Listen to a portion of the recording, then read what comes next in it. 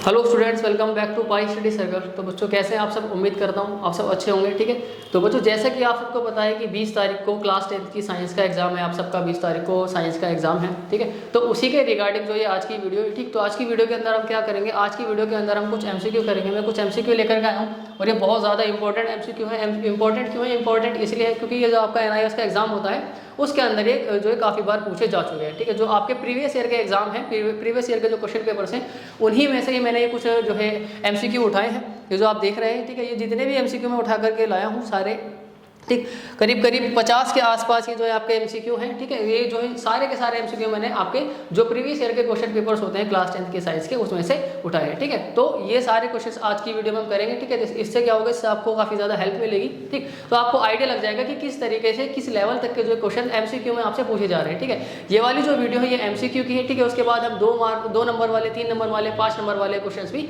करेंगे। ठीक है, तो आज की वीडियो में हम सबसे पहले एमसीक्यू से स्टार्ट करते हैं। सबसे पहला क्वेश्चन देखते हैं। सबसे पहले क्वेश्चन के अंदर क्या पूछा है? पूछा है कि द डिराइव्ड ऐसा यूनिट ऑफ पावर, पावर की डिराइव्ड ऐसा यूनिट क्या है? पावर की यूनिट क्या होती है? पावर को हम दिखाते हैं किससे? पावर को हम दिखाते हैं पी से। पावर को हम किससे दिखाते हैं? पावर को हम दिखाते हैं पी से। और इसकी यूनिट क्या होती है? पावर की यूनिट होती है वाट।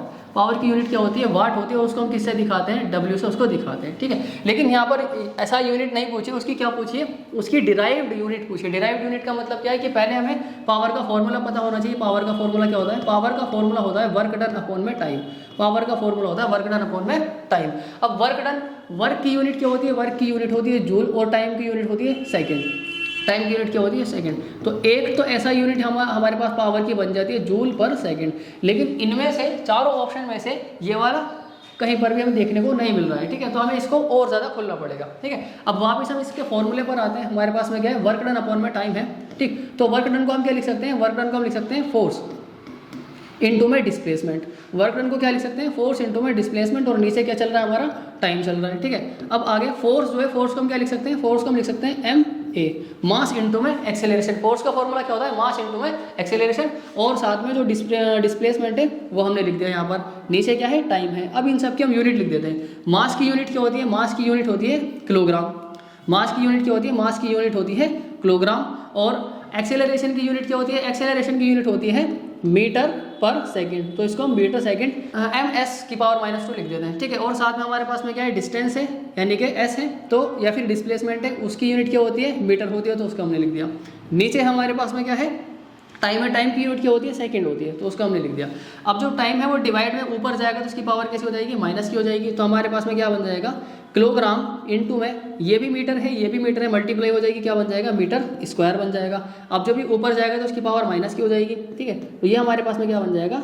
एस की पावर -3 हो जाएगा। तो के जी इंटू में एम स्क्वायर माइनस के जी इंटू में एम स्क्वायर इंटू एस की पावर -3, ये जो है हमारा आंसर हो जाएगा। तो पावर की डिराइव्ड ऐसा यूनिट क्या हो जाएगी? पावर की डिराइव्ड ऐसा यूनिट हमारे पास में हो जाएगी, सी ऑप्शन इसका हो जाएगा, मीटर स्क्वायर के जी एस की पावर -3। ये हमारे पास में क्या हो जाएगा? इसका ऑप्शन हो जाएगा। ठीक है, दोबारा से देख लो क्या पूछा था उन्होंने हमसे पावर की ऐसा डिराइव्ड ऐसा यूनिट पूछी थी। डिराइव्ड ऐसा यूनिट क्या होती है? हमें फॉर्मूले से वो बनानी पड़ती है। तो पहले हमें फॉर्मूला पता होना चाहिए था। तो पावर का फॉर्मूला होता है वर्क डन अपॉन में टाइम। अब वर्क डन की यूनिट क्या होती है? वर्क डन की यूनिट होती है जूल और टाइम की यूनिट होती है सेकंड। अब यहाँ से हमारे पास में जो डिराइव्ड यूनिट बनी वो बनी जूल पर सेकंड, लेकिन यहाँ पर ऑप्शन में नहीं थी, तो हमने इसको और ज़्यादा खोल लिया। फिर हमने वर्क डन का फॉर्मूला लिख दिया। वर्क डन का फॉर्मूला क्या होता है? फोर्स इनटू में डिस्प्लेसमेंट। अब फोर्स का भी फॉर्मूला हमने लिख दिया क्या? मास इनटू में एक्सेलरेशन, और साथ में डिस्प्लेसमेंट चल रहा था वो लिख दिया, और नीचे लिख दिया टाइम। अब मास की ऐसा यूनिट क्या होती है? किलोग्राम। एक्सेलरेशन की ऐसा यूनिट होती है मीटर पर सेकंड स्क्वायर, तो हमने इसे लिख दिया। फिर डिस्प्लेसमेंट की ऐसा यूनिट होती है मीटर, उसकी यूनिट लिख दी। टाइम की ऐसा यूनिट होती है सेकंड, उसकी यूनिट लिख दी। फिर किलोग्राम को किलोग्राम रहने दिया। फिर उसके बाद में मीटर और मीटर स्क्वायर हो जाएगा, तो मीटर स्क्वायर लिख दिया था हमने यहाँ पर। फिर उसके बाद ये ऊपर जाएगा तो एस की पावर -1 हो जाएगा। -1 और -2 कितना हो जाएगा? -3 हो जाएगा। तो एस की पावर -3 हो जाएगा। तो यहाँ से हमारे पास में ये ऑप्शन जो है इसका बन जाता है। ठीक है, फिर उसी के बाद अब अगला क्वेश्चन देखते हैं हम। अगला क्वेश्चन आता है, which of the following is not a homogeneous mixture? इन चारों में से कौन सा होमोजीनियस मिक्सचर नहीं है? ठीक है, ऑप्शन ए हमारे पास में टिंचर आयोडीन है, सोडा वाटर है, ब्रास है और मिल्क है। तो जो ऑप्शन होगा हमारा आंसर जो होगा वो होगा हमारा मिल्क। मिल्क क्यों होगा? क्योंकि मिल्क जो होता है, मिल्क एक कोलोइडल सॉल्यूशन होता है। मिल्क क्या होता है? मिल्क एक कोलोइडल सॉल्यूशन होता है। मिल्क एक जो है कोलोइडल सॉल्यूशन यानी कि कोलोइडल विलयन होता है। मिल्क जो है एक कोलोइडल विलियन होता है। और जो कोलोइडल सॉल्यूशन होता है वो होमोजीनियस नहीं होता बल्कि क्या होता है, हेट्रोजीनियस होता है। क्या होता है ये, हेट्रोजीनियस होता है।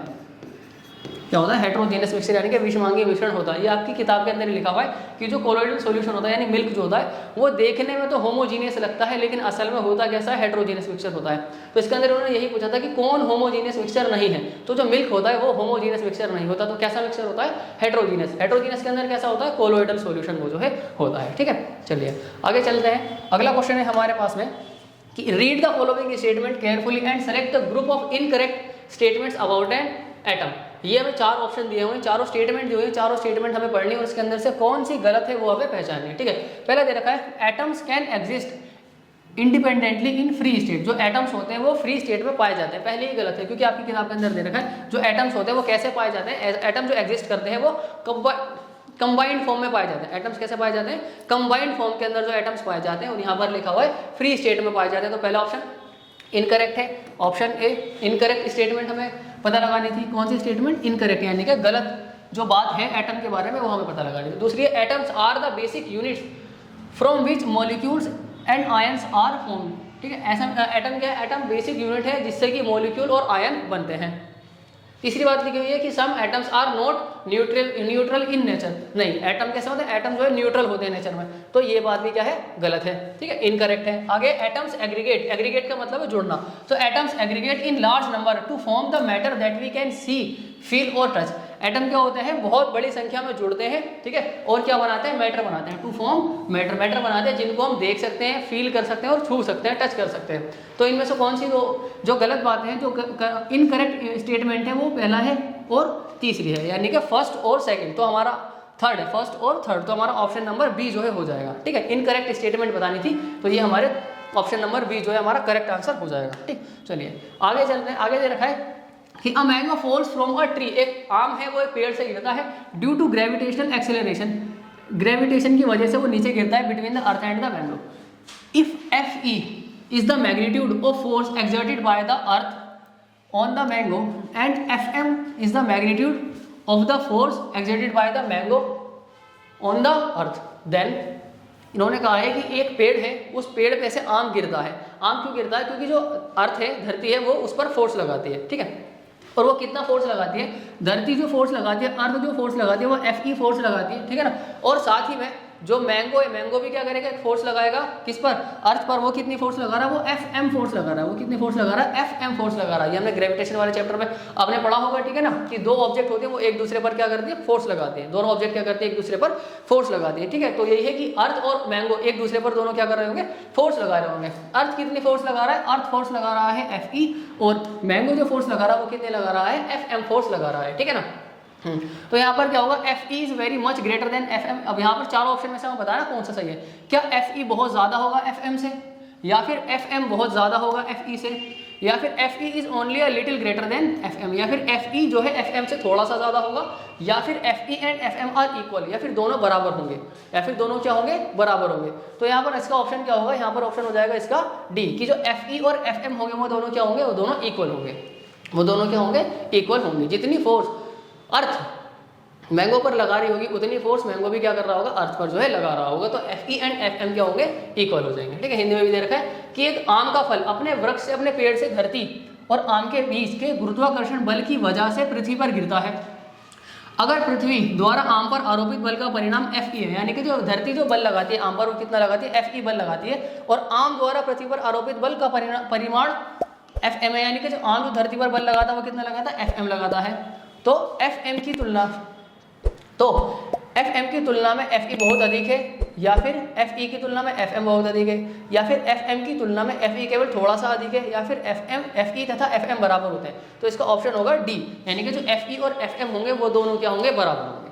दोनों क्या होंगे, दोनों क्या लगा रहे होंगे, बराबर बल एक दूसरे पर जो है लगा रहे होंगे। ठीक है, चलिए भाई आगे का क्वेश्चन है इनवॉलेंट्री एक्शंस, ऐसे एक्शन जो हमारे कंट्रोल में नहीं होते, ऐसे एक्शन जिनको हमारा ब्रेन कंट्रोल करता है, हम कंट्रोल नहीं करते हैं। वॉलेंट्री एक्शन से हमारी बॉडी के अंदर मेड्यूला कंट्रोल करता है। किसकी मदद से कंट्रोल करता है, फोर ब्रेन की मदद से, मिड ब्रेन की मदद से, हाइंड ब्रेन की मदद से, या फिर स्पाइनल कॉर्ड की मदद से। तो फोर ब्रेन के अंदर तो मेड्यूला नहीं होता, और ना ही मिड ब्रेन के अंदर होता है, और ना ही हाइंड ब्रेन के अंदर होता है, सॉरी स्पाइनल कॉर्ड के अंदर होता है। किसके पास होता है, हाइंड ब्रेन के पास मेड्यूला जो है होता है। हाइंड ब्रेन के 3 पार्ट होते हैं, आपने पढ़ा होगा। पहला होता है सेरिबेलम, पोन्स और मेड्यूला। तो जो मेड्यूला है वो किसके अंदर होता है? हाइंड ब्रेन के अंदर होता है। तो ऑप्शन जो होगा सी वो करेक्ट आंसर हो जाएगा, यानी कि क्या हो जाएगा? पश्चिम मस्तिष्क। कौन सा हो जाएगा? पश्चिम मस्तिष्क जो इसका आंसर हो जाएगा। आगे देखा विच of the following oxide of nitrogen is neutral. ये 4 दे रखे हैं, N2O है, N2O3 है, N2O4 है और NO2 है। इन चारों में से नाइट्रोजन का कौन सा ऑक्साइड है जो न्यूट्रल होता है? तो इसका न्यूट्रल ऑक्साइड होता है N2O, यानी कि नाइट्रस ऑक्साइड इसको हम कहते हैं। N2O को हम क्या कहते हैं? N2O को हम कहते हैं नाइट्रस ऑक्साइड। और ये क्या होता है? ये एक न्यूट्रल ऑक्साइड जो है होता है। तो ऑप्शन ए इसका आंसर जो है हो जाएगा। ठीक है, चलिए भाई आगे हमारे पास में अगला क्वेश्चन आता है, in which state of matter the interatomic force is weakest and unable to keep the molecules together. इनमें से तीनों में से कौन सा मैटर का ऐसा स्टेट है जिसके पास जो इंटर एटॉमिक फोर्स होती है बहुत ही ज़्यादा कम होती है? बहुत ही ज़्यादा कम होती है। तो कौन सा होगा? गैस होगा। क्या होगा? गैस के पास इंटर एटॉमिक फोर्स क्या होती है? बहुत ही ज़्यादा कम होती है। ठीक, चलिए भाई उसके बाद आगे हमारे पास आ जाएगा which out of the following statement about the Newton third law of motion is false. Third law of motion के हिसाब से इन चारों में कौन सी बात गलत है? इनकरेक्ट स्टेटमेंट हमें पता लगानी है। ठीक है, ये ऑप्शन ए है इसका। ठीक, action and reaction are interchangeable, सही है। Action and reaction are always equal and opposite, ये भी सही है। एक्शन और रिएक्शन क्या होती है? दोनों इक्वल होती हैं और अपोजिट डायरेक्शन में लगती हैं। Action and reaction are simultaneous होती है, बिल्कुल एग्जैक्ट टाइम पर, सेम टाइम पर लगती है। Action and reaction act on the same body, ये गलत है। जो एक्शन और रिएक्शन होती है वो तो अलग अलग बॉडी पर लगती है, सेम बॉडी पर नहीं लगती है। तो ऑप्शन नंबर डी क्या होगा? इसका आंसर हो जाएगा। ठीक है, यानी कि क्रिया और प्रतिक्रिया बल एक ही ऑब्जेक्ट पर, एक ही पिंड पर लगते हैं, ऐसा गलत होता है। दो अलग अलग पिंड पर जो है वो लगते हैं। ठीक है, the number of chromosomes in parents and offspring of a particular species remains constant due to. Offspring के अंदर और पेरेंट्स के अंदर जो क्रोमोसोम की संख्या होती है वो क्या होती है? बराबर रहती है। क्यों बराबर रहती है? Doubling of chromosome after the zygote formation, जब जाइगोट बन रहा होता है उस टाइम पर क्रोमोसोम डबल हो जाते हैं इस वजह से, या फिर जब गैमीट बन रहे होते हैं उस दौरान क्रोमोसोम आधे हो जाते हैं, हाफ हो जाते हैं, या फिर जब गैमीट बनने के बाद after gamete formation chromosome double होते हैं, इस वजह से नंबर बराबर रहता है। या फिर जो गैमीट बनने के बाद क्रोमोसोम की संख्या आधी हो जाती है इसलिए। तो इसका ऑप्शन होगा बी। इसका ऑप्शन क्या होगा? बी। जिस टाइम पर गैमीट बन रहे होते हैं उस टाइम पर क्या होता है? क्रोमोसोम हाफ हो जाते हैं। क्रोमोसोम बनने के दौरान गैमीट बनने के दौरान, गैमीट बनने के बाद नहीं, यहाँ पर लिखा हुआ है आफ्टर गैमीट फॉर्मेशन, और यहाँ पर लिखा हुआ है ड्यूरिंग गैमीट फॉर्मेशन। तो ड्यूरिंग गैमीट फॉर्मेशन जिस टाइम पर गैमीट बन रहे होते हैं उस टाइम पर जो क्रोमोसोम होते हैं वो क्या हो जाते हैं? हाफ हो जाते हैं। कितने हो जाते हैं? हाफ क्रोमोसोम जो है हो जाते हैं। तो बी ऑप्शन क्या हो जाएगा? इसका आंसर हो जाएगा कि जिस टाइम पर गैमीट बन रहे होते हैं उस टाइम पर क्रोमोसोम की संख्या क्या हो जाती है? आधी हो जाती है, जिसकी वजह से जो ऑफस्प्रिंग होता है और जो प्रोजेनी जो पेरेंट्स होते हैं दोनों के पास में क्या होता है? नंबर ऑफ क्रोमोसोम सेम रहता है। ठीक है, चलिए भाई आगे हमारे पास the functional group present in the CH3COCH3 is. इस कंपाउंड के अंदर कौन सा फंक्शनल ग्रुप है? तो इसमें बीच में O आ रहा है तो कौन सा होगा? इसका ऑप्शन हो जाएगा सी, कीटोनिक ग्रुप। ठीक है ना, कीटोन के अंदर क्या होता है? जो ऑक्सीजन होता है वो बीच वाले किसी कार्बन पर आता है, लास्ट वाले कार्बन को छोड़ के। ये जो टर्मिनेटिंग कार्बन होते हैं इनको छोड़ के किसी भी कार्बन के साथ में ऑक्सीजन अटैच हो जाता है वो कीटोनिक ग्रुप से होता है। तो सी ऑप्शन इसका हो जाएगा, यानी कि ये वाला सी ऑप्शन हो जाएगा। इसमें थोड़ा आगे पीछे हो गया, कीटोनिक ग्रुप है। Which of the following properties does not characterized metal. इन चारों में से कौन सी ऐसी प्रॉपर्टी है जो मेटल की नहीं है? मेलिएबिलिटी, क्या मेटल मेलिएबल होते हैं? बिल्कुल, मेटल जो होते हैं वो कैसे होते हैं? मेटल मेलिएबल होते हैं। इलेक्ट्रिकल कंडक्शन, इलेक्ट्रिसिटी पास होती है मेटल के अंदर से, गुड कंडक्टर होते हैं। ठीक है ना। नॉन सोनोरोसिटी, क्या मेटल नॉन सोनोरस होते हैं क्या? नहीं, मेटल सोनोरस होते हैं। ठीक है, तो यही हमारा क्या हो जाएगा? आंसर हो जाएगा ऑप्शन नंबर सी। उन्होंने पूछा था कौन सा मेटल का कैरेक्टर नहीं है, तो नॉन सोनोरस मेटल का कैरेक्टर नहीं होता। ठीक है, तो इसका ऑप्शन सी जो है इसका आंसर हो जाएगा, यानी कि अध्वनिकता। कौन सा हो जाएगा? अध्वनिकता। इसका ऑप्शन नंबर सी जो है आंसर हो जाएगा। आगे देखा था potential energy of a body of mass m at height h is mgh। एक ऑब्जेक्ट है, उसका मास कितना दे रखा है? उसका मास दे रखा है m, वो h हाइट पर है, तो उसके पास कितनी पोटेंशियल एनर्जी है? उसके पास में mgh पोटेंशियल एनर्जी है। When drop from this height, from the height, when drop from the height, जब उसको एक ऊंचाई से गिराया जाता है, नीचे की तरफ ड्रॉप करा जाता है, तो काइनेटिक एनर्जी जो होती है वो क्या होगी, mgh होगी, 2mgh होगी, 0 होगी, या फिर mgh माइनस mv² होगी। तो इसका ऑप्शन हो जाएगा क्या, mgh हो जाएगा। क्यों, क्योंकि जब ऑब्जेक्ट हाइट पर थी तो उसके पास कौन सी एनर्जी थी, पोटेंशियल एनर्जी थी, लेकिन जब उसको छोड़ा तो वो किसके अंदर बदल गई, काइनेटिक एनर्जी के अंदर वो बदल जाती है। एनर्जी आती कहाँ से, जो पोटेंशियल एनर्जी थी वही कन्वर्ट हो जाती है किसके अंदर, काइनेटिक एनर्जी के अंदर, वही एनर्जी कन्वर्ट हो जाती है। ठीक है, तो सारी की सारी एनर्जी किसके अंदर बदल जाएगी, पोटेंशियल एनर्जी काइनेटिक एनर्जी के अंदर बदल जाएगी। पोटेंशियल एनर्जी कितनी थी, mgh थी, तो काइनेटिक एनर्जी भी कितनी हो जाएगी, काइनेटिक एनर्जी भी mgh ही हो जाएगी, यानी कि जो इसका ऑप्शन होगा वो ए ऑप्शन इसका आंसर हो जाएगा। ठीक है, ए ऑप्शन इसका जो आंसर हो जाएगा। ठीक, आगे in a neuron electrical impulse travel from, एक न्यूरॉन के अंदर इलेक्ट्रिकल इम्पल्स कहाँ से कहाँ ट्रेवल करते हैं, तो पहले सबसे पहले आते हैं कहाँ पर, डेंड्राइट पर, सबसे पहले कहाँ आते हैं, डेंड्राइट पर आते हैं। डेंड्राइट के बाद वो इम्पल्स किधर जाता है, वो सेल बॉडी के पास जाता है, सेल बॉडी के बाद एक्सोन पे जाता है, एक्सोन के बाद कहाँ जाता है, एंडिंग पर वो जो है जाता है। ठीक है, तो सी ऑप्शन जो हमारा आंसर हो जाएगा। करेक्ट सीक्वेंसेस की यही है कि सबसे पहले जो मैसेज आता है वो किधर आता है, डेंड्राइट पर, डेंड्राइट के बाद सेल बॉडी, सेल बॉडी के बाद एक्सोन, एक्सोन के बाद नर्व एंडिंग पर जो जाता है। ठीक है, तो सी ऑप्शन इसका हो जाएगा। ठीक है, डेंड्राइट है, डेंड्राइट के बाद कोशिका काय है, कोशिका काय के बाद एक्सोन, एक्सोन का अंतिम सिरा जो होता है वहाँ पर जो है मैसेज जाता है। तो सी ऑप्शन इसका आंसर हो जाएगा। अगला क्वेश्चन है हमारे पास में, which of the following is not a part of brain, इन चारों में से कौन सा है जो ब्रेन का पार्ट नहीं है। सेरिबेलम ये भी ब्रेन का पार्ट होता है, सेरिब्रम ये भी ब्रेन का पार्ट होता है, स्पाइनल कॉर्ड ये ब्रेन का पार्ट नहीं होता, और मेड्यूला ओब्लोंगेटा ये भी ब्रेन का पार्ट होता है। तो हमारे पास में ऑप्शन नंबर सी जो है हमारा करेक्ट आंसर हो जाएगा। ठीक है, ऑप्शन नंबर सी, यानी कि स्पाइनल कॉर्ड जो होता है वो ब्रेन का पार्ट नहीं होता, यानी कि मेरुरज्जु ब्रेन का पार्ट, मस्तिष्क का हिस्सा नहीं होता। विच of the following is not a base of ऐसा यूनिट, इन चारों में से कौन सा बेस ऐसा यूनिट नहीं है। बेस ऐसा यूनिट हमारे पास में सिर्फ और सिर्फ 7 होते हैं। कितने होते हैं, 7 होते हैं। जैसे किलोग्राम हो गया, मीटर हो गया, ये कुछ ऐसा यूनिट होता है जो 7 होते हैं हमारे पास में, बेस ऐसा यूनिट है। बाकी इनसे जितने भी यूनिट बने वो सब डिराइव्ड यूनिट होते हैं। तो इसमें से हमें पहचानना है कि कौन सा बेस ऐसा यूनिट नहीं है, यानी कि डिराइव्ड यूनिट है। ठीक है, केल्विन ये क्या होता है, ये भी टेम्परेचर का ऐसा यूनिट है। ठीक है, एम्पियर ये करंट का होता है, कैंडेला ये इंटेंसिटी ऑफ लाइट का होता है। ठीक है ना, तो हमारे पास में आता है न्यूटन। न्यूटन किसका यूनिट होता है, फोर्स का। फोर्स का फॉर्मूला क्या होता है, एम ए होता है। ठीक है ना, तो हमारे पास में केजी, एम का क्या आ जाता है केजी, और इसका क्या आ जाएगा मीटर पर सेकेंड स्क्वायर। ठीक है, तो और वैसे इसकी यूनिट क्या होती है, वैसे इसकी यूनिट होती है न्यूटन। तो ये क्या, ये एक डिराइव्ड यूनिट है, ये क्या है डिराइव्ड यूनिट है। तो जो न्यूटन है, न्यूटन ऑप्शन नंबर बी हमारा करेक्ट आंसर हो जाएगा। न्यूटन जो है वो एक बेस ऐसा यूनिट नहीं है, न्यूटन एक बेस ऐसा यूनिट नहीं है। उसके बाद आगे आता है हमारे पास में, a body falls from a height of 100 metre, एक बॉडी है जो कि 100 मीटर की ऊंचाई से गिरती है। After it has fallen a distance of 75 metre it will possess, ये पिछले वाले की तरह है जो किया था उसी की तरह इसके पास में क्या होगा, ज़्यादा काइनेटिक एनर्जी और कम पोटेंशियल एनर्जी जो इसके पास में होगी, डी ऑप्शन हो जाएगा। ठीक है, चलिए आगे देखिएगा, what is the minimum resistance which can be made using 5 resistors each of 10 ohm. What is the minimum resistance, कम से कम रेजिस्टेंस क्या होगा, which can be made using 5 resistors each of 10 ohm. 10 ohm के हमारे पास में 5 रजिस्टर्स हैं। कम से कम कितना रजिस्टेंस जो है हमारे पास में हो सकता है टोटल। तो मिनिमम रजिस्टेंस के लिए हम क्या करते हैं, उनको पैरेलल में कनेक्ट कर देते हैं। पैरेलल में कनेक्ट करने के लिए हमारे पास में फॉर्मूला होता है R P is equal to, कितने हैं 5 हैं तो हम इनको जोड़ देंगे, R1 plus R2 plus R3 plus R4 plus R5।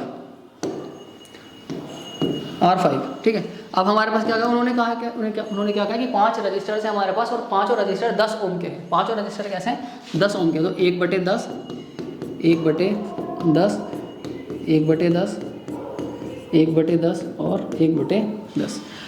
तो नीचे का बेस है में तो हमारे पास कितना आ जाएगा, टोटल ही आ जाएगा 5/10। इसको डिवाइड कर देंगे, 1/2 आ जाएगा। तो 1/में RP कितना हो जाएगा हमारे पास में, 1/में RP हो जाएगा 1/2। तो RP कितना आ जाएगा हमारे पास में, RP आ जाएगा 2 ओम।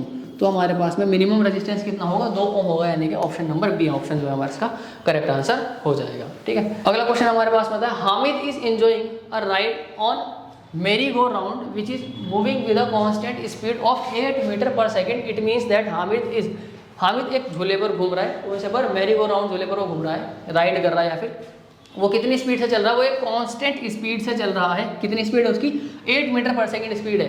इसका मतलब जो हामिद है वो किस पर है, हामिद रेस्ट पर है या फिर हामिद नो एक्सेलरेशन के साथ में मूव कर रहा है, या फिर हामिद एक एक्सेलरेटेड मोशन के अंदर, या फिर Hamid moving with uniform velocity.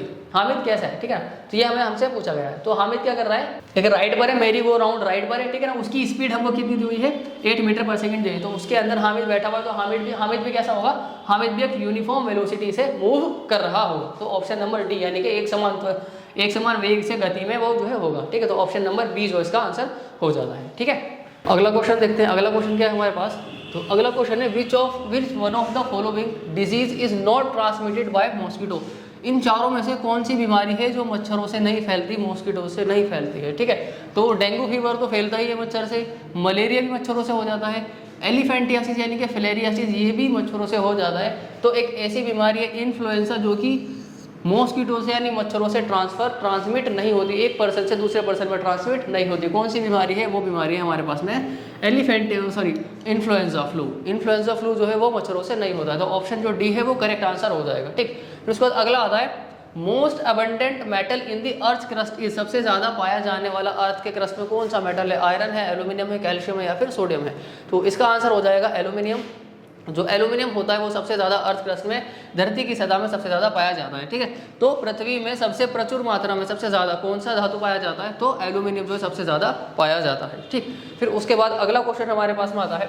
अगला क्वेश्चन आता है कि ऐसा unit of luminous intensity is. Luminous intensity की ऐसा यूनिट इनमें से कौन सी होगी, कैंडेला है, मोल है, केल्विन है और एम्पियर है।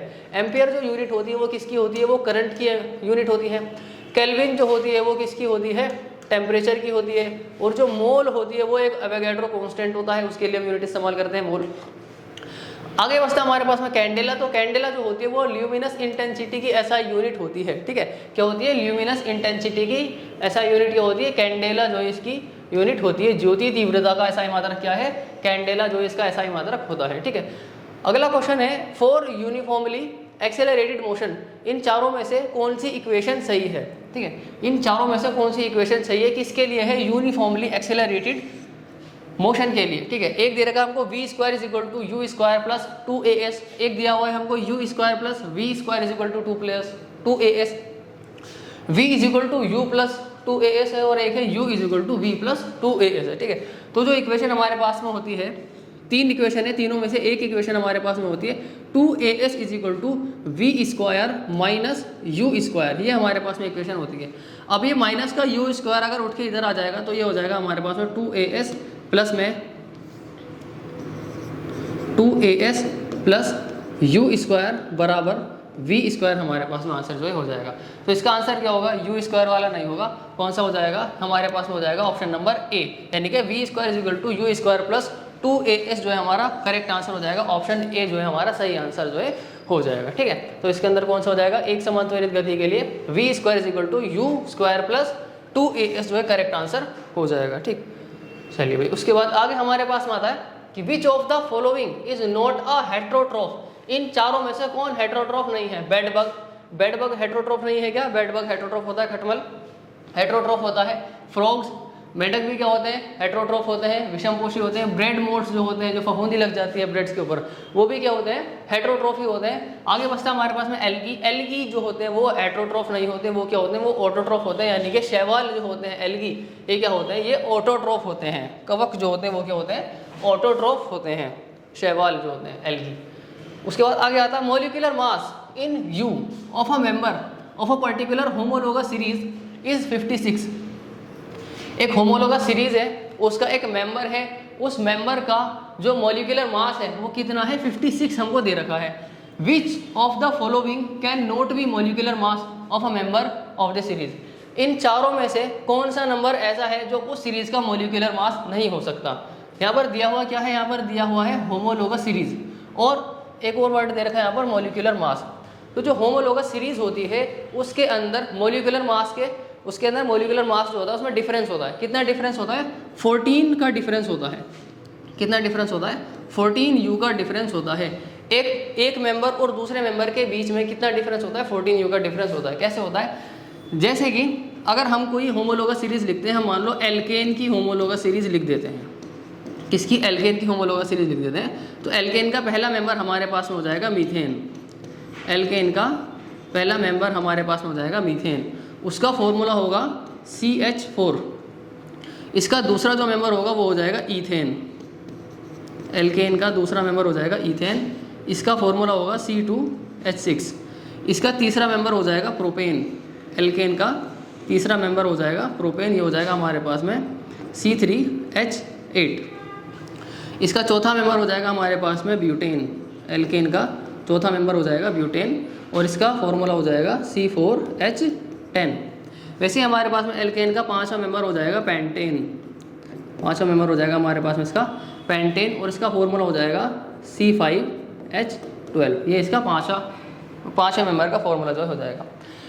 अब इसके अंदर यहाँ 2 कार्बन है और इधर 1 कार्बन है, यहाँ पर 6 हाइड्रोजन है, यहाँ पर 4 हाइड्रोजन है। माइनस करते हैं तो 2 कार्बन में से 1 कार्बन जाएगा तो 1 कार्बन बचेगा, 6 हाइड्रोजन में से 4 हाइड्रोजन जाएंगे तो 2 हाइड्रोजन बचेंगे। ये इन दोनों के बीच का डिफरेंस है। अब इन दोनों में अगर मैं घटाऊँ, किसमें, ईथेन में और प्रोपेन के अंदर, तो 3 कार्बन यहाँ पर है, यहाँ पर 2 कार्बन है, यहाँ पर 8 हाइड्रोजन है और यहाँ पर 6 हाइड्रोजन है। 3 कार्बन में से 2 कार्बन जाएंगे तो 1 कार्बन बचेगा, और 8 हाइड्रोजन में से 6 हाइड्रोजन जाएंगे तो यहाँ पर भी 2 हाइड्रोजन बचेंगे। इन दोनों के बीच में भी कितना डिफरेंस आएगा, CH2। वैसे ही इन दोनों के बीच में भी कितना डिफरेंस आएगा, CH2 का डिफरेंस आएगा। इन दोनों के बीच में भी कितना डिफरेंस आएगा, CH2 का डिफरेंस आएगा।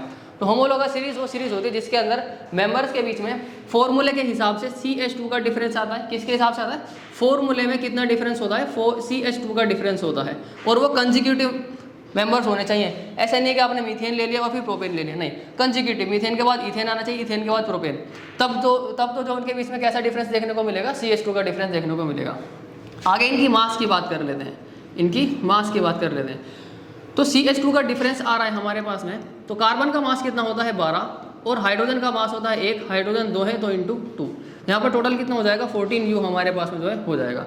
तो CH2 का डिफरेंस कितना आ रहा है, CH2 का मास कितना आ रहा है 14, तो मास के हिसाब से कितना डिफरेंस होगा, 14U का डिफरेंस जो है होगा। तो अब उन्होंने कहा कि कोई एक होमोलोगस सीरीज है, नहीं पता कौन सी है, मान लेते हैं यही वाली एक होमोलोगस सीरीज है, उसका एक मेंबर है, कौन सा मेंबर है ये भी नहीं पता, उसका हमें क्या दे रखा है, मॉलिक्यूलर मास दे रखा है, और वो कितना दे रखा है 56 दे रखा है, तो मेंबर भी नहीं पता। तो कोई भी मेंबर हो सकता है, कोई एक्स मेंबर है, उसका क्या है, मॉलिक्यूलर मास कितना है 56 है। तो अब उन्होंने कहा है कि ये 4 ऑप्शन हमें दिए हैं, इन चारों में से कौन सा ऑप्शन होगा जो होमोलोगस सीरीज का मॉलिक्यूलर मास नहीं होगा।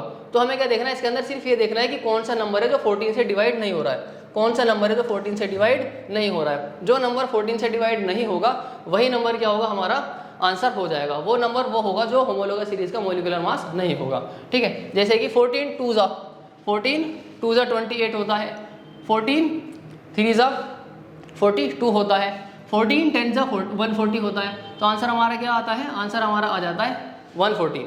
तो ऑप्शन नंबर सी जो होगा वो हमारा करेक्ट आंसर हो जाएगा। 114 जो है एक ऐसा मॉलिक्यूलर मास है जो कि होमोलोगस सीरीज के अंदर नहीं है, जो होमोलोगस सीरीज के अंदर नहीं है। ठीक, चलिए तो इसका आंसर क्या हो जाएगा, 114 जो इसका आंसर हो जाएगा। किसी समझाती श्रेणी के एक सदस्य का आणविक द्रव्यमान कितना है, 56 है। निम्नलिखित में से कौन सा इस श्रेणी के सदस्य का द्रव्यमान आणविक द्रव्यमान नहीं हो सकता। तो वो कौन सा नहीं हो सकता, 114 नहीं हो सकता। क्यों, क्योंकि ये 14 से डिवाइड नहीं होगा।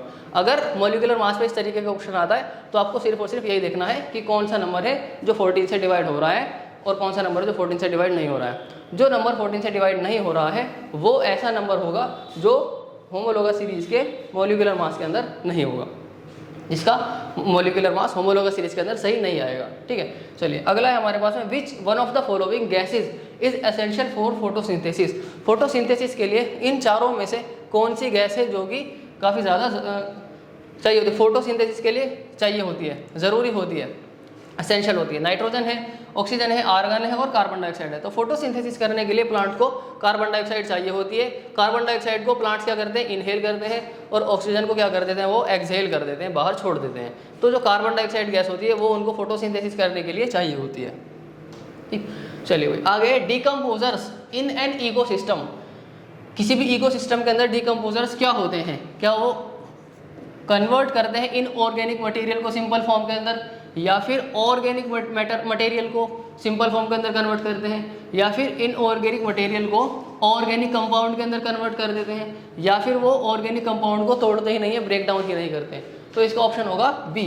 जो इकोसिस्टम के अंदर जो डिकम्पोजर्स होते हैं, अपघटक होते हैं, वो क्या करते हैं, जो ऑर्गेनिक चीज़ें होती हैं, ऑर्गेनिक मटेरियल होते हैं, उनको कन्वर्ट कर देते हैं, किसके अंदर कन्वर्ट कर देते हैं, वो सिंपल फॉर्म के अंदर क्या कर देते हैं, उनको बदल देते हैं, कन्वर्ट जो है कर देते हैं। तो ऑप्शन का बी हो जाएगा कि वो जैव पदार्थ को सरलतम रूप में बदल देते हैं, इसके अंदर सरलतम रूप में या सरल रूप के अंदर बदल देते हैं। ठीक, चलिए भाई अगला हमारे पास आता है the numerical ratio of displacement to distance of a moving object is. Numerical ratio displacement और डिस्टेंस का क्या होगा? ऑलवेज लेस देन 1, हमेशा एक से कम होगा क्या? ऑलवेज इक्वल टू 1, एक के बराबर होगा क्या? ऑलवेज मोर देन 1, हमेशा एक से ज़्यादा होगा क्या? या फिर इक्वल और लेस देन 1 होगा। देखो जो डिस्टेंस होती है और जो डिस्प्लेसमेंट होते हैं ये दोनों एक दूसरे के बराबर हो सकते हैं अगर रास्ता स्ट्रेट हो, अगर रास्ता सीधा हो तो क्या होगा, जो डिस्प्लेसमेंट है और डिस्टेंस है दोनों बराबर होंगे।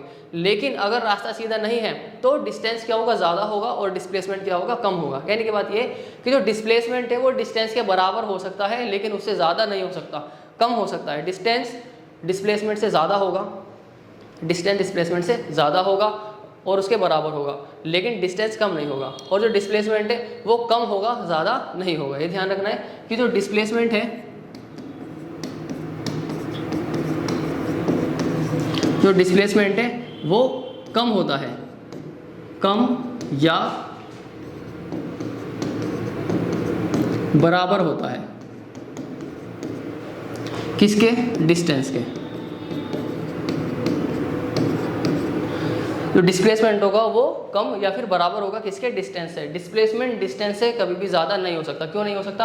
क्योंकि जो डिस्प्लेसमेंट होता है इसका मतलब होता है कोई भी दो पॉइंट के बीच की कम से कम दूरी, इनिशियल और फाइनल पॉइंट के बीच की कम से कम डिस्टेंस को हम क्या कहते हैं, डिस्प्लेसमेंट कहते हैं। और डिस्टेंस क्या होता है, इनिशियल और फाइनल पॉइंट के बीच का जो टोटल लेंथ है, टोटल पाथ लेंथ है, टोटल जो रास्ता है, कुल लेंथ को हम क्या कहते हैं, डिस्टेंस कहते हैं। और कम से कम लेंथ को, कम से कम लंबाई को हम क्या कहते हैं, डिस्प्लेसमेंट कहते हैं। ये कम से कम है इसीलिए डिस्टेंस से कभी भी ज़्यादा नहीं हो सकती, बराबर हो सकती है लेकिन ज़्यादा नहीं हो सकती। तो क्या होगी, या तो कम होगी या फिर बराबर होगी।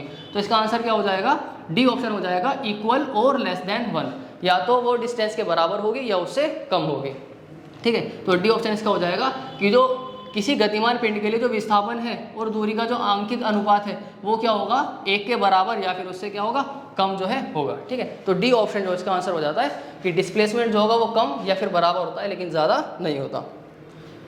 आगे हमारे पास आता है कि इफ़ अ ग्रास हॉपर, एक टिड्डा, is eaten by a frog, मतलब एक टिड्डे को मेढक ने खा लिया है, then the energy transfer will be, तो एनर्जी ट्रांसफर होगी। एक फ्रॉग है उसने किसको खा लिया, ग्रास हॉपर को खा लिया है, तो अब क्या होगा, जो ग्रास हॉपर की एनर्जी थी वो फ्रॉग के अंदर ट्रांसफर हो जाएगी। तो यहाँ पर ऑप्शन दिए हुए उनमें से करेक्ट ऑप्शन पहचानना है हमें कि प्रोड्यूसर टू द डिकम्पोजर। अब जो एनर्जी जाएगी वो प्रोड्यूसर से डिकम्पोजर के अंदर जाएगी, या producer to primary consumer, producer से प्राइमरी कंज्यूमर के अंदर जाएगी, या फिर प्राइमरी कंज्यूमर से सेकेंडरी कंज्यूमर के अंदर जाएगी, या फिर सेकेंडरी कंज्यूमर से प्राइमरी कंज्यूमर के अंदर जाएगी। ठीक है, तो इसके अंदर क्या होगा, शुरू के दो ऑप्शन तो कट हो जाएंगे। क्यों हो जाएंगे, क्योंकि यहाँ पर दिया हुआ है प्रोड्यूसर, और ग्रास ऊपर प्रोड्यूसर नहीं होते। प्रोड्यूसर कौन होते हैं, प्रोड्यूसर होते हैं प्लांट्स, टिड्डा प्लांट तो है नहीं, तो ये दोनों तो कट जाएंगे कि एनर्जी प्रोड्यूसर से डिकम्पोजर के अंदर जाएगी। ये आंसर तो सही नहीं है क्योंकि टिड्डा प्रोड्यूसर नहीं होता।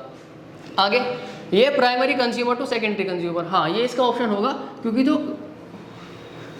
ग्रास ऑपरेटेड है वो क्या होता है, प्राइमरी कंज्यूमर होता है, और जो मेढक है, जो फ्रॉग है, वो एक सेकेंडरी कंज्यूमर होता है क्योंकि वो दूसरे ऑर्गेनिज्म को खाता है। इसलिए तो यहाँ पर जो एनर्जी जाएगी वो कहाँ से कहाँ जाएगी, primary consumer to secondary consumer जो है इसके अंदर जाएगी। डी ऑप्शन भी इसका गलत हो जाएगा, तो ऑप्शन नंबर सी जो होगा इसका सही आंसर जो है हो जाएगा। ठीक है, ये कि यदि एक मेढक टिड्डे को खा जाए तो ऊर्जा का जो स्थानांतरण होगा उसकी दिशा क्या होगी, कहाँ से कहाँ ऊर्जा जाएगी, उत्पादक से अपघटक की ओर जाएगी क्या, नहीं, क्योंकि जो टिड्डा है वो उत्पादक नहीं है। उत्पादक से प्राथमिक उपभोक्ता की ओर नहीं, क्योंकि टिड्डा उत्पादक तो है ही नहीं। आगे प्राथमिक उपभोक्ता से द्वितीय उपभोक्ता की ओर जाएगी क्या, जी ये बिल्कुल सही आंसर है। द्वितीय उपभोक्ता से प्राथमिक उपभोक्ता की ओर जाएगी कि नहीं, जो टिड्डा होता है वो द्वितीय उपभोक्ता नहीं होता, प्राथमिक उपभोक्ता जो है होता है। प्राथमिक उपभोक्ता कौन होते हैं, द्वितीय उपभोक्ता कौन होते हैं, जो प्रोड्यूसर को खाते हैं, जो प्रोड्यूसर को खाते हैं, उत्पादक को खाते हैं, उनको हम क्या कहते हैं, प्राथमिक उपभोक्ता, यानी कि प्राइमरी कंज्यूमर उनको जो है कहा जाता है। और जो प्राइमरी कंज्यूमर को खाते हैं उन्हें हम सेकेंडरी कंज्यूमर कहते हैं। तो यहाँ पर आंसर क्या हो जाएगा, प्राइमरी कंज्यूमर यानी प्राथमिक उपभोक्ता से द्वितीय उपभोक्ता यानी सेकेंडरी कंज्यूमर के अंदर जो एनर्जी ट्रांसफर होगी। आगे हमारे पास आता है derive a relation for the equivalent resistance for 3 resistors connected in parallel. हमें यहाँ पर क्या देनी है, डेरिवेशन लिख करके देनी है यहाँ पर हमें, ठीक है ना। Derive relation for 3 equivalent resistance of for the equivalent resistance of 3 resistors connected in parallel. 3 resistor है, कितने रजिस्टर है हमारे पास में, 3 है, और वो कैसे कनेक्ट है, पैरेलल में कनेक्ट है। तो उसके लिए हमें क्या बनाना है, एक डेरिवेशन जो है बना करके देनी है। चलिए अब हमारे पास में कितने रजिस्टर्स है, 3 रजिस्टर है, उनको क्या कर देते हैं, हम कनेक्ट कर देते हैं।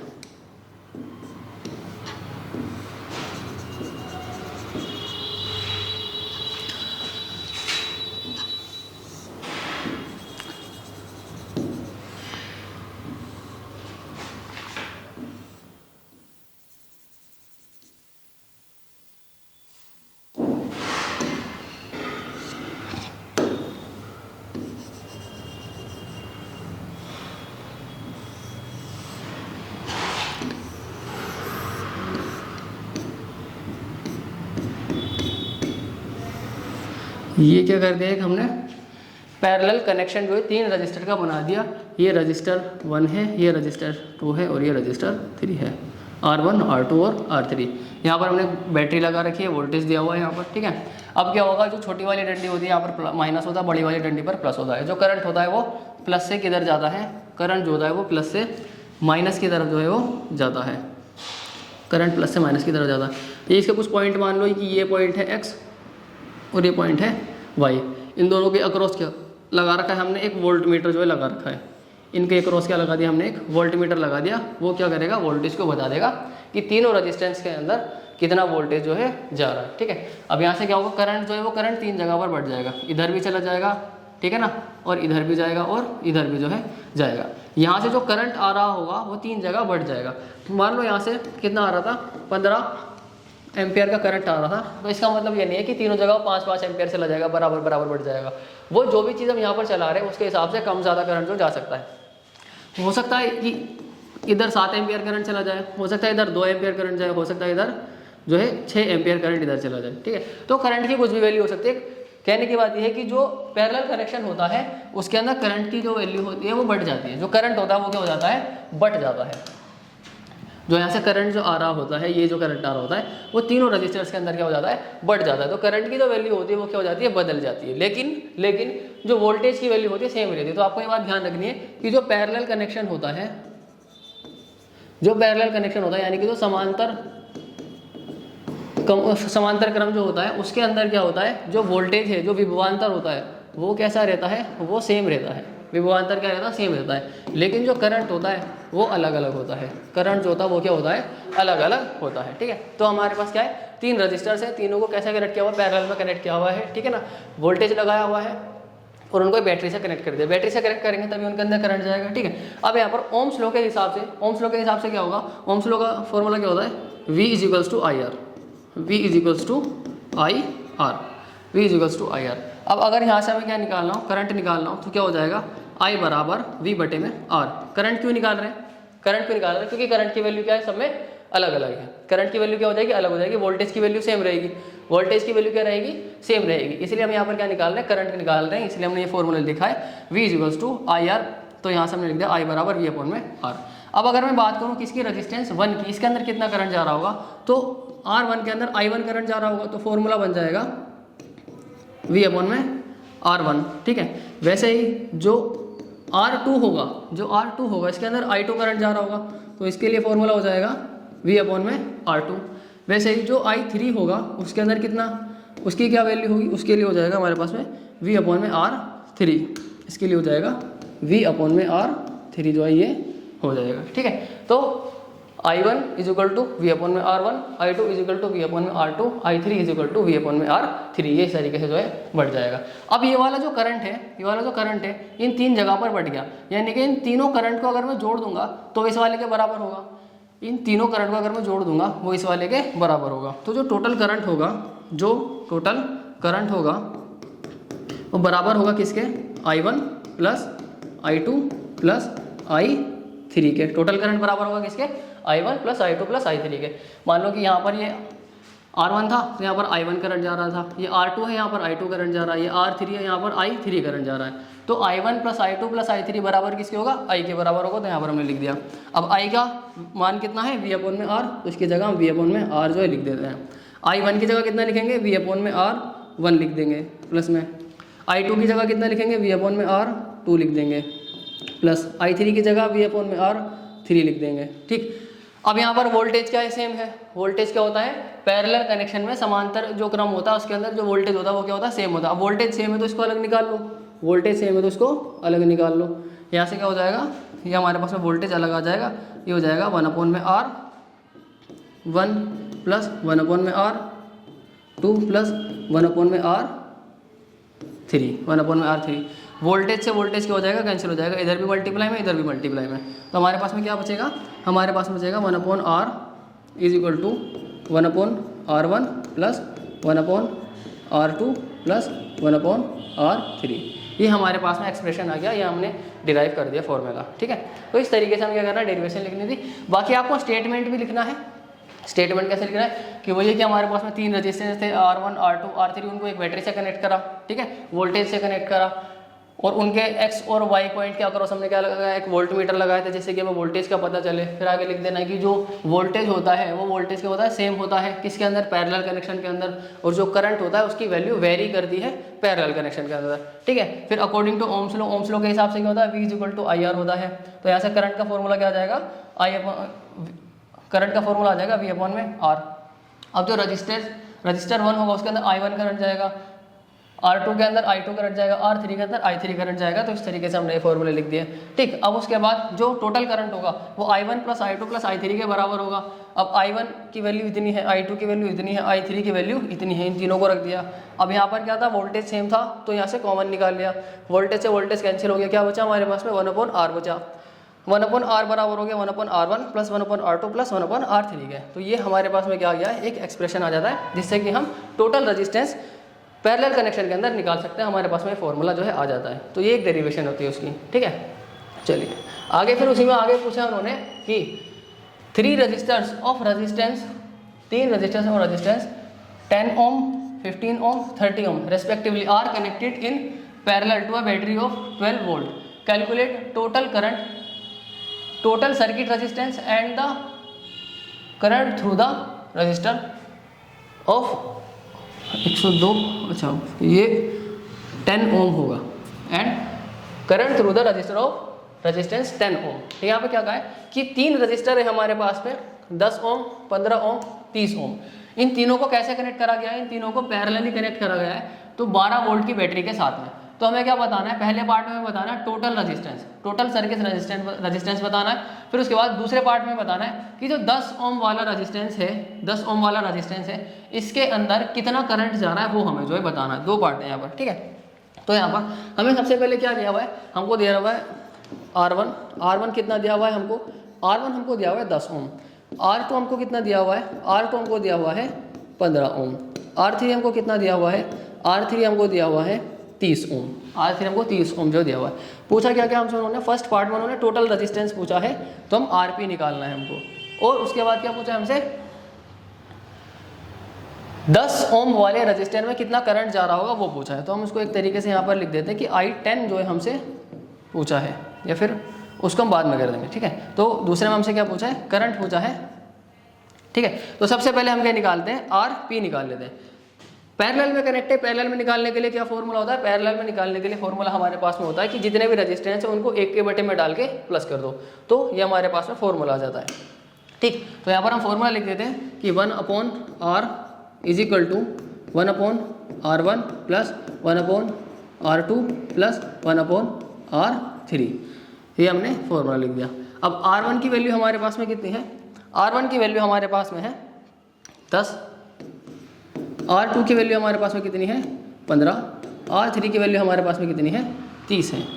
अब इनका क्या करना पड़ेगा, एलसीएम सेम करना पड़ेगा, एलसीएम सेम नहीं है तो इसकी 2 से मल्टीप्लाई कर दो, ये 30 बन जाएगा, और इसकी 3 से मल्टीप्लाई कर दो, ये 30 बन जाएगा, और इसकी 1 से मल्टीप्लाई कर देंगे तो ये 30 ही रहेगा। तो यहाँ पर कितना हो जाएगा, 3 1 जा 3, इधर हो जाएगा 2 1 जा 2 उधर 1 1 जा 1 और नीचे बेस सेम हो जाएगा तो इसको एक ही बार लिख दो 30। कितना आ जाएगा हमारे पास 3 और 3 6 हो जाएगा, 6 बटे में 30 बराबर चल रहा है किसके 1/RP के। 1/RP नहीं निकालना, हमें निकालना है RP। तो हम इसका रेसिप्रोकल कर देंगे तो RP को उल्टा कर दिया, वैसे ही 6 बटे 30 को भी उल्टा कर देंगे तो हमारे पास में क्या जाएगा 30 बटे 6 जो आ जाएगा 6 1 जा 6 6 5 जा 30। RP की वैल्यू हमारे पास में कितनी आ गई 5 ओम जो है आ चुकी है। RP की वैल्यू कितनी आ गई हमारे पास में 5 ओम जो है आ चुकी है। तो जो टोटल सर्किट रेजिस्टेंस है वो कितना है हमारे पास में 5 ओम है। टोटल सर्किट रेजिस्टेंस कितना हमारे पास 5 ओम जो है टोटल सर्किट रेजिस्टेंस है। अब हमें क्या निकालना है कि जिसका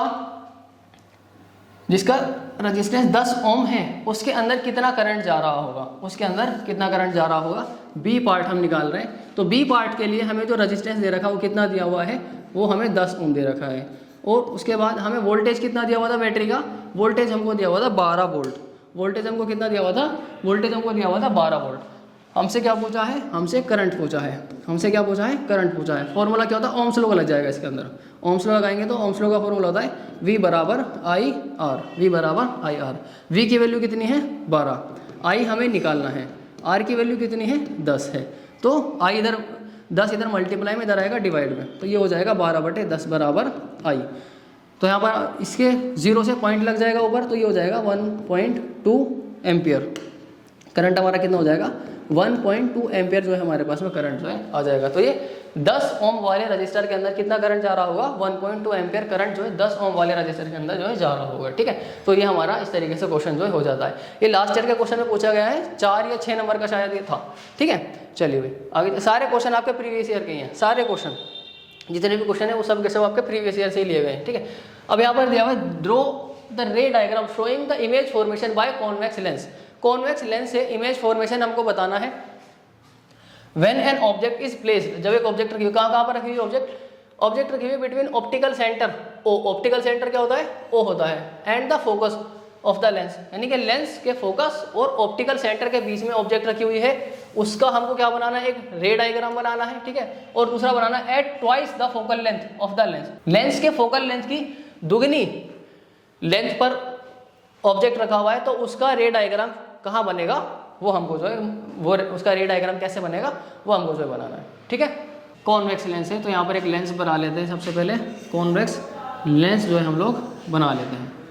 ठीक, फिर उसके बाद ये जाएगी हमारी प्रिंसिपल एक्सिस, मुख्य अक्ष। उसके बाद क्या जाएगा हमारा, ये मुख्य अक्ष जाएगी। ठीक है ना। अब ऑप्टिकल सेंटर, ऑप्टिकल सेंटर का होता है बीच में होता है, ये इसको हम प्रकाशिक केंद्र कहते हैं, ये ऑप्टिकल सेंटर होता है। इधर क्या होता है हमारा, इधर होगा फोकस पॉइंट जिसको हम F1 दिखाते हैं, और इधर होता है सेंटर जिसको हम 2F1 से दिखाते हैं या फिर C से दिखाते हैं। इधर होगा क्या, इधर होगा F2 फोकस दूसरा, और इस तरफ क्या होगा 2F2 दूसरा सेंटर होता है। इधर 2F2 से भी दिखाते हैं या फिर C2 से भी इसको जो है हम दिखा सकते हैं। अब जो ऑब्जेक्ट रखा हुआ है वो इस O और F1 के बीच में, फोकस और ऑप्टिकल सेंटर यानी प्रकाशिक केंद्र के बीच में रखा हुआ है, तो हम इसके बीच में रख देते हैं। यहाँ पर हमने ऑब्जेक्ट को रख दिया। ठीक, ऑब्जेक्ट को हम दिखाएंगे किससे, A और B से ऑब्जेक्ट को हम दिखाते हैं। सबसे पहला काम होता है कि जो लाइन होती है वो जाती है यहाँ से पैरेलल, प्रिंसिपल एक्सिस के पैरेलल, जहाँ तक O लिखा हुआ है उसकी सीध तलक इसको लेकर के जाना है। फिर उसके बाद इसको मोड़ देना है, काट देना है। कहाँ से काटते हुए जाएगी लाइन, F से F2 से काटते हुए लाइन जाएगी। ठीक है ना, तो ये हमारे पास में हो जाता है, लाइन इस तरीके से गई थी और ऐसे करके काट गई। ये क्या है, एरो हमें दिखाने पड़ते कि लाइन किधर गई थी और किधर काटी है। ठीक, तो प्रिंसिपल एक्सिस के पैरेलल जा रही थी और साथ में किधर काट दिया, फोकस पर काट दिया। जब भी कोई लाइन होती है प्रिंसिपल एक्सिस के पैरेलल जाती है तो वो किधर काट देती है, फोकस पर काट देती है, आपने पढ़ा होगा। दूसरी जो लाइन जाएगी वो कहाँ से जाएगी, वो O से होते हुए जाएगी। दूसरी जो लाइन है वो कहाँ से होते हुए जाएगी, वो O से होते हुए जो है जाएगी। ठीक है, इधर से गई और ऐसे ही पार हो जाती है। जब लाइन सेंटर पर आती है मिरर के अंदर तो सेंटर से वापस हो जाती है, लेकिन जब वो लेंस के अंदर कोई लाइन O से जाती है तो वो पार हो जाती है, वापस नहीं आती है। तो यहाँ से लाइन गई है और आगे जाके निकल गई। अब ये लाइन क्या होगा, यहाँ पर तो दूर की तरफ ये लाइन इधर जा रही है और ये लाइन इधर जा रही है, तो इनके बीच का डिस्टेंस बढ़ता जा रहा है। ये लाइन यहाँ पर दूर होती जा रही है, तो इधर तो इमेज बनेगा नहीं। इमेज कहाँ बनता है, जहाँ पर दोनों लाइनें मीट करती हैं, दोनों लाइनें मिलती हैं। लेकिन यहाँ तो दूर होती जा रही है तो यहाँ पर तो इमेज बन ही नहीं सकता, लाइनें बनेगी नहीं। तो हम क्या करते हैं, यहाँ पर पीछे इमेजिन करके पीछे डॉट डॉट डॉट से दिखाते हैं कि जो लाइन्स हैं वो कहाँ पर मिली होंगी, वो जो है लेंस के पीछे जो है मिली होंगी। कहाँ पर मिली होंगी, लेंस के पीछे इस तरफ जो है यहाँ पर मिली होंगी। ठीक है ना, यहाँ पर ये क्या बना है हमारा, जो है इमेज बना, यहाँ पर ये क्या बना हमारा इमेज बना, ए डैश और बी डैश करके हम दिखा देते हैं, ए डैश बी डैश करके क्या बना हमारा इमेज बना है, ठीक है ना। ये जो मैंने बनाया है रफली बनाया है, टेढ़ा मेढ़ा हो रहा है, आपको एग्जाम में ऐसा नहीं बनाना है, आपको एग्जाम में एकदम सीधा बनाना है। तो ये जो आप बीच का डिस्टेंस है ना, ये जो डिस्टेंस है यहाँ का, ये आपको बिल्कुल मेजर करके लगाना है, स्केल से फिट्टे से एकदम नाप के रखना है इसको, ठीक है। 2 सेंटीमीटर 3 सेंटीमीटर जितना भी रखोगे वो नाप के रखना है, ठीक है ना। अंदाजे से मत बनाना, वरना ऐसे टेढ़ा मेढ़ा बनेगा, वो साफ भी नहीं लगता, अच्छा भी नहीं लगता। तो बिल्कुल साफ करके बनाना है और एकदम एक्यूरेट मेजरमेंट के साथ जो इसको बनाना है, ठीक है। और ये जो लाइनें यहाँ से जा रही है ये टेढ़ी होती हुई दिख रही है, तो ये भी लाइन एकदम सीधी होनी चाहिए, तो और अच्छा वो जो लगता है, ठीक है। तो यहाँ पर अब हमने क्या करा, ऑब्जेक्ट को रखना था एफ और ओ के बीच में रख दिया, लाइन गई पैरेलल फोकस पे काट के, दूसरी लाइन गई ओ से होते हुए पार हो गई। अब ये लाइन आगे यहाँ से तो दूर होती जा रही है, यहाँ तो मिलेंगी नहीं, तो हमने क्या करा पीछे डॉट डॉट डॉट से यहाँ पर दिखा दिया कि इस पॉइंट पर लाइन क्या हो रही है, मिल रही है। तो अब जो इमेज बन रहा है वो कहाँ पर बन रहा है, जहाँ पर लाइनें दोनों लाइन है, ठीक है, रिफ्लेक्टेड लाइन और जो इंसिडेंट लाइन दोनों मिल जाती है, वहीं पर क्या बनता है हमारा इमेज जो बन जाता है। तो इसी पॉइंट पर क्या बन रहा है, इमेज बन रहा है। तो सबसे पहले हम उसकी पोजीशन लिखते हैं, इमेज की पोजीशन कि इमेज कहाँ पर बन रहा है। सबसे पहले क्या लिखते हैं हम, इमेज की पोजीशन लिखते हैं, उसका फिर क्या लिखते हैं, साइज लिख देते हैं, छोटा बड़ा कैसा है, ठीक है। फिर उसके बाद में इमेज का क्या लिखते हैं हम, नेचर लिखते हैं। इमेज का क्या लिखते हैं, नेचर। सबसे पहले उसकी क्या लिखेंगे, सबसे पहले हम इमेज की प्रतिबिंब की स्थिति लिखते हैं कि वो कहाँ पर जो है बन रहा है। दूसरा हम उसका आकार लिखते हैं कि आकार कैसा है। तीसरा हम उसका क्या लिखते हैं, तीसरी हम उसकी प्रकृति लिखते हैं, उसका नेचर लिखते हैं कि उसका नेचर कैसा है, ठीक है। तो पोजीशन कहाँ पर है, इमेज की पोजीशन है बिहाइंड द लेंस, या फिर हम लिख सकते हैं क्या कि as the same side of the lens as the object, the same side of the lens as the object, ठीक है ना। कि लेंस के उसी ओर जिस ओर वस्तु रखी हुई है उसी ओर क्या बना है, प्रतिबिंब जो है बना है, ठीक है ना। आकार कैसा है, आकार है इसका एनलार्ज। आकार कैसा है इसका, साइज कैसा, एनलार्ज यानी कि कैसा, आवर्धित। प्रतिबिंब कैसा है इसका, आवर्धित है, या फिर इसकी जगह आप बड़ा भी लिख सकते हो कि प्रतिबिंब कैसा है, बड़ा है, ठीक है ना। इतना बड़ा आपका ऑब्जेक्ट है और इतना बड़ा आपका इमेज है, तो इमेज क्या वो बड़ा हुआ, ठीक है। आगे इसकी क्या लिखना है, इसका नेचर लिखना है। तो इसका नेचर कैसा होगा, इसका नेचर होगा वर्चुअल और इरेक्ट। इसका नेचर होगा virtual and erect, virtual and erect यानी कि आभासी, कैसा होगा, आभासी तथा सीधा। आभासी तथा सीधा क्या होगा, इसका इमेज बनेगा, ठीक है ना। तो ये इसके इमेज के बारे में लिखना था, ये इमेज डायग्राम हमको बनाना था, इस तरीके से बनेगा, ठीक है ना। दूसरा वाला अगले पार्ट में हमसे पूछा है कि an object is placed perpendicular to the principal axis of a convex lens of focal length 15 centimeter, focal length 15 centimeter, the distance of the object from the lens is 20 centimeter, find the nature position of the image। हमसे क्या क्या पूछा है कि एक lens है, एक convex lens है, उसकी फोकल लेंथ कितनी दी हुई है, उसकी फोकल लेंथ 15 सेंटीमीटर दी हुई है और वो कॉन्वेक्स लेंस से 20 सेंटीमीटर की दूरी पर एक ऑब्जेक्ट रखा हुआ है। तो हमें उस ऑब्जेक्ट का जो इमेज बनेगा उस इमेज की पोजीशन बतानी, यानी कितनी दूर इमेज बनेगा और साथ में उस इमेज का नेचर कैसा होगा, वो रियल होगा, वर्चुअल होगा, छोटा होगा, बड़ा होगा, वो जो है हमको बताना है। तो उसका नेचर में बताना है और साथ में इमेज जो है वो कितनी दूर बनेगा वो भी जो है हमें बताना है। तो हमारे पास में क्या क्या दिया हुआ उन्होंने, हमको दिया हुआ उन्होंने फोकल लेंथ, फोकल लेंथ कितनी दी हुई है हमको, उन्होंने फोकल लेंथ दी हुई है हमको 15 सेंटीमीटर और साथ में जो हमको इमेज ऑब्जेक्ट का डिस्टेंस दे रखा वो कितना दिया हुआ है, वो 20 सेंटीमीटर जो है दिया हुआ है। अब जो ऑब्जेक्ट होता है, ऑब्जेक्ट के डिस्टेंस को हम कैसे लेते हैं, हमेशा माइनस में लेते हैं। ऑब्जेक्ट के डिस्टेंस को हमेशा माइनस में लेते हैं। हमें निकालना क्या है, वी निकालना है। इमेज के डिस्टेंस को हम क्या कहते हैं, वी कहते हैं, ठीक है।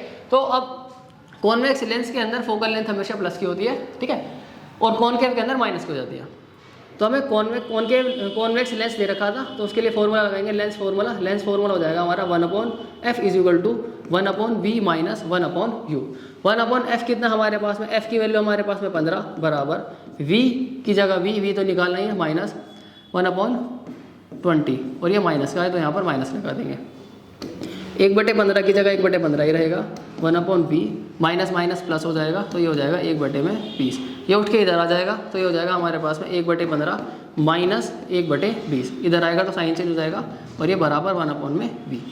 ठीक, अब इन दोनों को क्या करना है, हमें एलसीएम सेम करना है। तो इधर 4 से मल्टीप्लाई करेंगे और इधर 3 से मल्टीप्लाई करेंगे तो इनका एलसीएम क्या हो जाएगा, सेम हो जाएगा। तो 4 एकम 4, 15 चौक 60 माइनस 3 एकम 3, 20 दिया 60। नीचे का एलसीएम सेम है, इसको एक बार लिख देंगे। 4 में से 3 जाएगा, 1 बचेगा, बराबर 1/v। बराबर 1/v। रेसिप्रोकल कर देंगे तो v की वैल्यू हमारे पास में कितनी आ जाएगी, 60 सेंटीमीटर जो है हमारे पास में v की वैल्यू आ जाएगी। v की वैल्यू कितनी आ जाएगी हमारे पास में, 60 सेंटीमीटर जो v की वैल्यू आ जाएगी। ये तो हमने बता दी उसकी पोजीशन की कितनी दूर वो जो है बनेगा। आगे हमें इसका लिखना है नेचर, आगे हमें इसका क्या लिखना है, नेचर जो है लिखना है। अब जो v है, v की वैल्यू कैसे आई है, पॉजिटिव आई है, v की वैल्यू कैसे आई है, पॉजिटिव आई है। तो जो नेचर होगा वो कैसा होगा, ये जो इमेज होगा वो कैसा होगा, रियल होगा। रियल होगा, रियल के साथ में कैसा होगा, इन्वर्टेड होगा। रियल के साथ में कैसा होगा, इन्वर्टेड जो है होगा। यानी कि इसका जो प्रकृति होगी, जो इसकी क्या होगी, जो प्रकृति होगी वो कैसी होगी, वो वास्तविक होगी। यानी कि प्रतिबिंब जो होगा वो कैसा होगा, प्रतिबिंब वास्तविक होगा। और साथ में कैसा होगा, वास्तविक के साथ में उल्टा भी होगा। प्रतिबिंब कैसा होगा, वास्तविक तथा उल्टा जो है वो होगा। तो प्रतिबिंब कैसा होगा, वास्तविक और उल्टा होगा। ठीक है, तो ये क्वेश्चन था। फिर उसके बाद अगला क्वेश्चन हमको दिया हुआ है कि differentiate between alkenes and alkynes, right the name of first member 4 of alkene series. First member 4, first 4 member हो गए, first 4 member of alkene series and first member of alkyne series. ये कुछ नहीं है, यहाँ पर बताना है कि first member of alkene series and first member of alkyne series, draw there structure. तो हमें इसके अंदर क्या क्या बताना है, हमें एल्कीन और एल्काइन के अंदर अंतर बताना है। किस किस के बीच में, एल्कीन के बीच में और एल्काइन के बीच में डिफरेंस बताना है। ठीक, फिर उसके बाद हमें क्या बताना है कि जो एल्कीन सीरीज है उसके पहले मेंबर का नाम और एल्काइन सीरीज है उसके पहले मेंबर का नाम, दोनों सीरीज के पहले मेंबर का नाम बताना है और उन दोनों का स्ट्रक्चर भी जो है बनाना है। तो सबसे पहले हम डिफरेंस की बात कर लेते हैं। एल्कीन्स और एल्काइंस के बीच में डिफरेंस क्या होता है, एल्कीन्स क्या होते हैं और एल्काइंस क्या होते हैं। एल्कीन्स, एल्कीन्स और जो है एल्काइंस क्या होते हैं। एल्कीन्स जो होते हैं वो ऐसे हाइड्रोकार्बन्स होते हैं, ये दोनों हाइड्रोकार्बन है, एल्कीन भी हाइड्रोकार्बन है और एल्काइन भी हाइड्रोकार्बन है। एल्कीन और एल्काइन दोनों ऐसे हाइड्रोकार्बन होते हैं कि जो एल्कीन है, एल्कीन के पास में क्या होते हैं, डबल बॉन्ड होते हैं।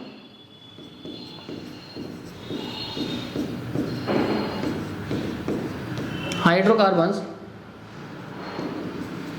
which have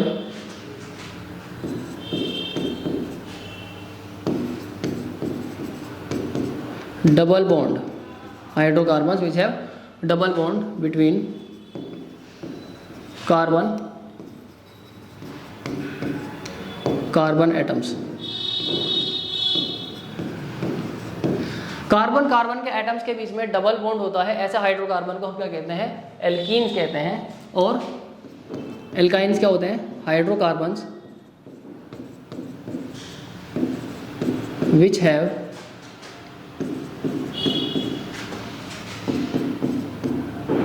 triple bond, which have triple bond between carbon atoms, between carbon atoms. Alkenes वो हाइड्रोकार्बन होते हैं जिनके बीच में डबल बॉन्ड होता है कार्बन कार्बन के बीच में, और एल्काइन वो होते हैं जिनके बीच में दो कार्बन के बीच में कितना बॉन्ड होता है, ट्रिपल बॉन्ड होता है। ठीक है ना। तो एल्कीन क्या होते हैं,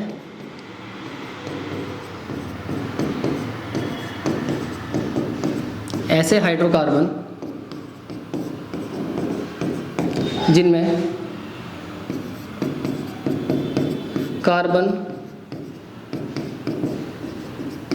परमाणुओं के बीच द्विआबंध होता है।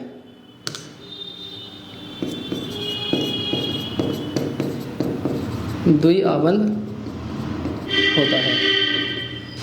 और यहाँ पर लिखेंगे कि ऐसे हाइड्रोकार्बन जिनमें कार्बन परमाणुओं के बीच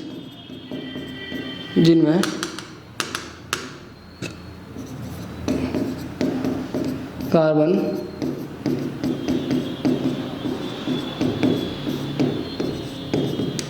परमाणुओं के बीच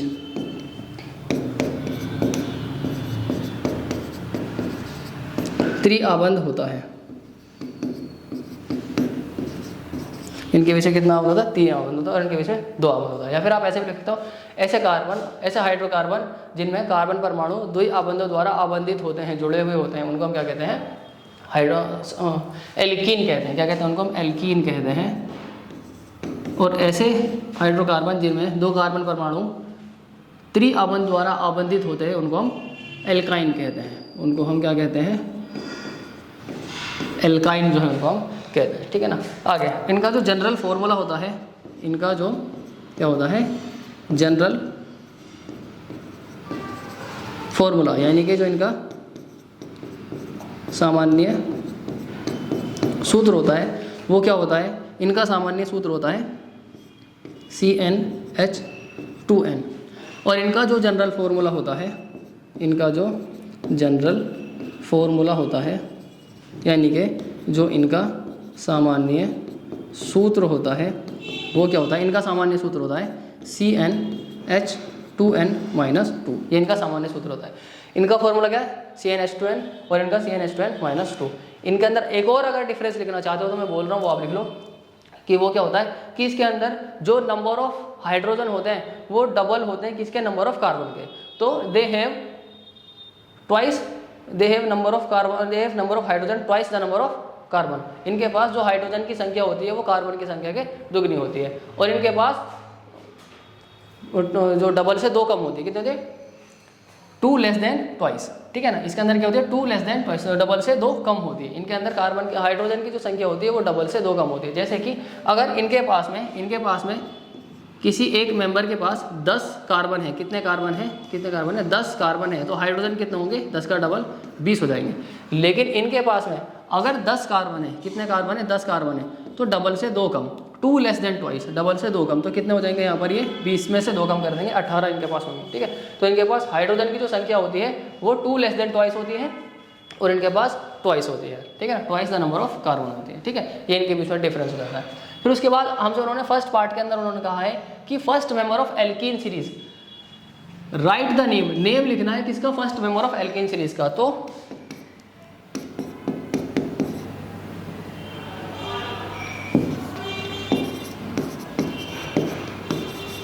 name of first member of alkene series,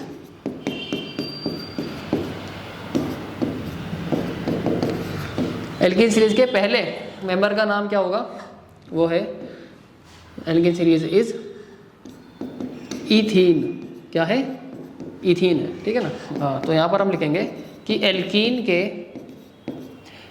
के पहले सदस्य का नाम, एल्कीन के पहले सदस्य का नाम, पहले सदस्य का नाम क्या है? पहले सदस्य का नाम इथीन है। क्या है? इथीन है। ठीक है। उसी तरीके से ये एल्कीन के पहले सदस्य का नाम क्या है? एल्कीन के पहले सदस्य का नाम जो है इथीन है। वैसे ही आपको अगली लाइन में लिखना है कि first member, name of first member of alkyne series, alkene की जगह क्या लिख देंगे? Alkyne series is ethyne. Alkyne series के पहले मेंबर का नाम क्या है? इथाइन है। तो एल्काइन श्रेणी के प्रथम सदस्य का नाम, पहले सदस्य का नाम क्या है? इथाइन है। इथीन नहीं है, क्या है? इथाइन है। क्या है? इथाइन है। एल्कीन के पहले मेंबर का नाम क्या है? इथीन है। ठीक है। और एल्काइन के पहले मेंबर का नाम क्या है? इथाइन है। अब इनका स्ट्रक्चर बनाना है, किसका? इथीन का और इथाइन का, दोनों का। तो structure of ethene, structure of ethene, यानी कि इथीन का स्ट्रक्चर, इथीन की संरचना। इथीन की संरचना क्या होगी? इथीन के अंदर कितने कार्बन होंगे? एथ है। एथ का मतलब 2 कार्बन, और इन का मतलब क्या? डबल बॉन्ड, तो उनके बीच में डबल बॉन्ड। बाकी जो वैलेंसी हम किससे फिल कर देंगे? हाइड्रोजन से। तो ये क्या हो जाएगा? इनका स्ट्रक्चर हो जाएगा। ये इनका क्या हो जाएगा? स्ट्रक्चर। फॉर्मूला भी लिख दो इनका, तो C2H4 क्या हो जाएगा? इनका फॉर्मूला हो जाएगा। ठीक है। वैसे यहाँ पर हमें क्या लिखना है? Structure of ethyne, structure of ethyne, ethyne की संरचना, इथाइन की संरचना। तो इथाइन यानी एथ 2 कार्बन है, दोनों कार्बन के बीच में कितना बॉन्ड? ट्रिपल बॉन्ड है, क्योंकि आइन है, वाई यानी आइन है तो ट्रिपल बॉन्ड आएगा, और बाकी की वैलेंसी बची हुई हाइड्रोजन से फिल कर देंगे। तो इसका फॉर्मूला हो जाएगा C2H2 जो है इसका फॉर्मूला हो जाएगा। ठीक है। ये फॉर्मूला हो गया। और ऊपर वाला स्ट्रक्चर हो जाएगा। ठीक, चलिए भाई ये हमारा क्वेश्चन हो गया।